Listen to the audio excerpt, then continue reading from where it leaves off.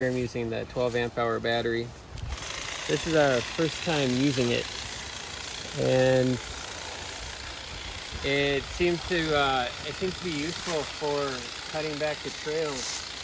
Over time, as the grasses grow, they start to fall over into the trails. And today it's been working well to open up the path. So I thought I'd share with you how we use this tool.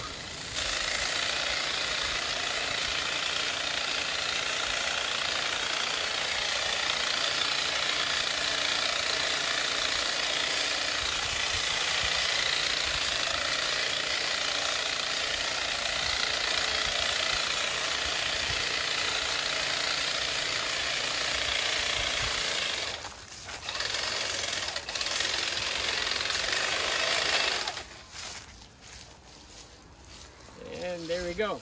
And you can see it opened up the path nicely, so the grasses aren't rubbing against us as we walk. I can clean up the trails really quickly, walking at my full speed.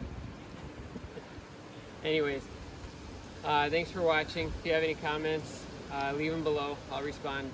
Thank you. Bye.